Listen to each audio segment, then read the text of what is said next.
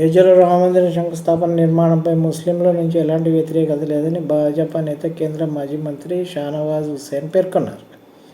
ఈ మేరకు ఉత్తరప్రదేశ్లోని బలియాలో ఆయన విలేకరులతో మాట్లాడారు. రామమందిర నిర్మాణం పూర్వాంచల్ స్వరూపాన్ని మార్చనుందని, ఈ ప్రాంతం అభివృద్ధి బాటలో పయనిస్తుందని షానవాజ్ వెల్లడించారు. జనవరి 22 తర్వాత అయోధ్యకు ప్రపంచ దేశాల నుండి పర్యాటక తాకిడి పెరుగుతుందని అన్నారు. ప్రతిపక్షాలు అనవసరమైన ప్రకటనలు చేస్తూ ప్రజలను అయోమయానికి గురి చేస్తున్నాయని ఆయన మండిపడ్డారు.